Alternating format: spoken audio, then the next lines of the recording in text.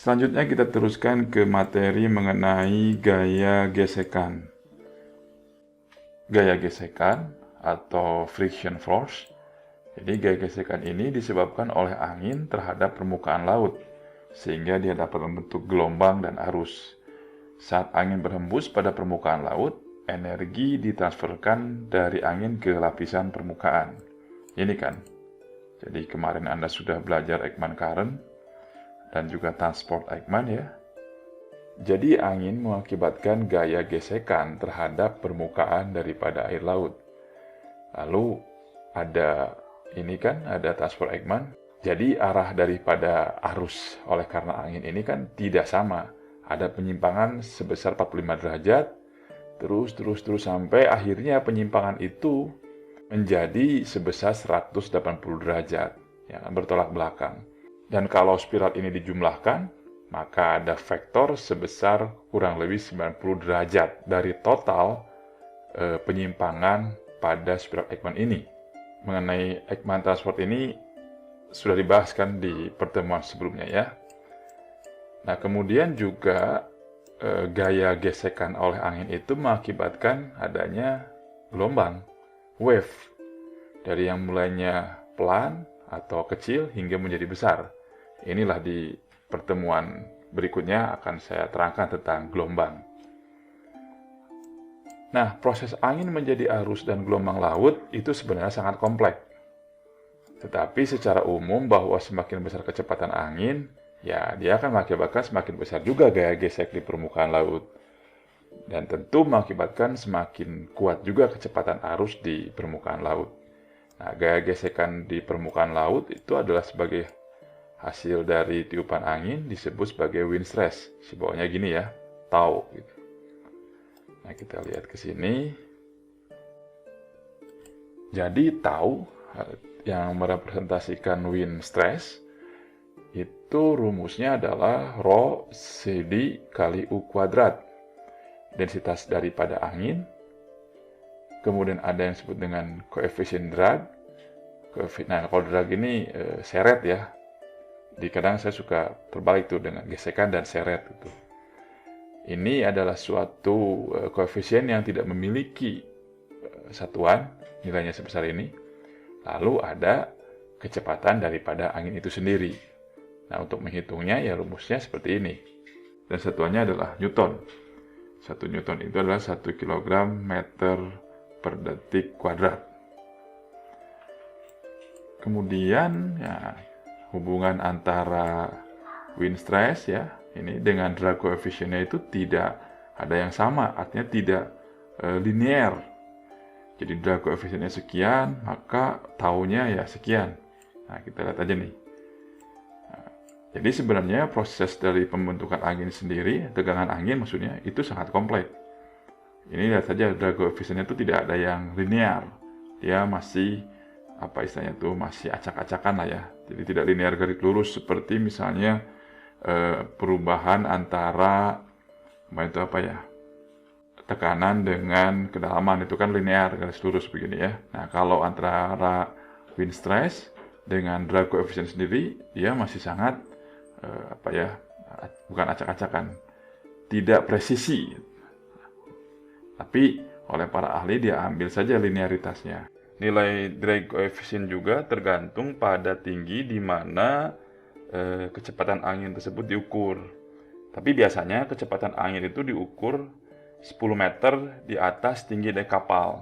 Jadi kalau angin di permukaan laut itu diukur dari dek kapal, maksudnya 10 meter di atas dek kapal. Dan dengan perhitungan kasar, angin dengan kecepatan 10 meter per detik ya, atau mendekati 20 knot lah gitu ya. Pada ketinggian 5-10 meter itu akan membentuk tegangan angin, wind stress, tahu yang tadi itu ya. Wind stress di permukaan lautnya sebesar 0,2 Newton per meter kuadrat. Jadi sekali lagi sebenarnya ya proses creating wind stress itu ya sangat kompleks. Makanya hubungan antara wind speed kecepatan angin dengan drag coefficient-nya ya seperti ini. Ini ada kalau saya zoom U10. 10 itu artinya dia kecepatan angin diukur pada ketinggian 10 meter. Ya bisa di atas kapal. Kalau kita mau untuk angin di permukaan laut, bisa juga ya di atas permukaan tanah, sebesar 10 meter. Ini hal-hal itu dipelajari di meteorologi. Selanjutnya juga kita lihat bagaimana wind stress tadi dengan Ekman layer. Gesekan dalam pergerakan fluida itu hasil dari transfer momentum. Momentum itu kan massa kali kecepatan.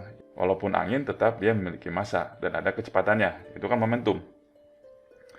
Nah, gesekan-gesekan itu dia menggesek pada bagian-bagian yang berbeda dari fluida. Jadi kan kalau fluida apalagi laut itu kan dia memiliki stratifikasi ya. Ya Anda belajar ODV lah. Anda belajar ODV itu kan pasti ada stratifikasinya. Maksudnya kelihatan stratifikasinya kan di lautan itu. Anda perhatikan gambar ini. Wind stress ini atau tegangan daripada angin ini, dia menggerakkan si surface atau permukaan air laut. Dia seolah-olah seperti menggerakkan atau pergerakannya seperti aliran laminar. Aliran laminar itu adalah jika aliran fluida itu bergerak sejajar dengan penampangnya. Jadi bentuknya kayak gini. Nah, ini disebut dengan aliran laminar. Sebenarnya, fluida itu atau air laut itu yang disebabkan oleh wind stress tidak bergerak secara laminar, tetapi secara turbulen. Nah, Anda lihat gambar turbulen. Nah, sekarang Anda tahu kan beda laminar sama turbulen seperti apa? Ada gambar laminar tadi, sekarang ada gambar turbulen. Nah, paham ya sekarang bedanya laminar sama turbulen? Dan di permukaan laut, gerakan air itu tidak pernah laminar. Dia selalu turbulen, ya berputar-putar lah. Ya, turbulen pada kelompok-kelompok air. Dan fluida itu bukan molekul individu. Jadi fluida itu seperti mengisi kekosongan antar ruang dari tiap fluida yang lainnya. Kita lihat pada gambar yang ini nih.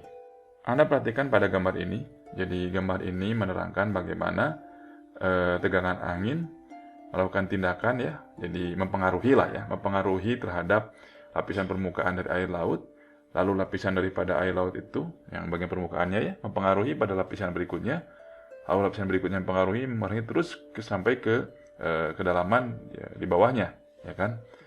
Nah, pengaruh-pengaruh tersebut atau ek ya di sini disebutnya ya. Pengaruh-pengaruh tersebut itu disebabkan oleh adanya turbulen eddy di lapisan atas. Jadi ini ada tindakan, wind stress ini melakukan tindakan daripada tegangan angin itu, dia menyebabkan adanya aliran turbulen. Dan turbulen ini dikategorikan sebagai turbulen eddy dan memiliki viskositas yang disebut sebagai viskositas eddy. Viskositas eddy ini memiliki nilai atau memiliki koefisien. Maka disebut koefisien viskositas eddy.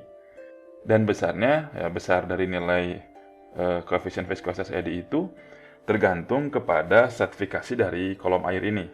Viskositas eddy ini penting untuk menentukan besarnya kecepatan daripada arus laut yang dibentuk oleh angin. Sebelum saya menguraikan besaran koefisien viskositas eddy ini, ya nanti dari di sini nih akan saya uraikan mengenai arus kecepatan, bagaimana pengaruhnya arus kecepatan oleh adanya nilai viskositas eddy. Nah, sebelumnya, ini Anda saksikan dulu video nomor 10 ini mengenai apa itu viskositas eddy. What is eddy viscosity? To understand the concept of eddy viscosity, let us consider water falling from a shower. We see that the water particles are moving in a random manner.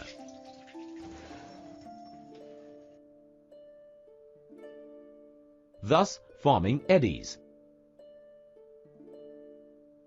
Due to the random movement of water particles, an internal friction develops between our kinematic eddy viscosity and Prandtl mixing length theory.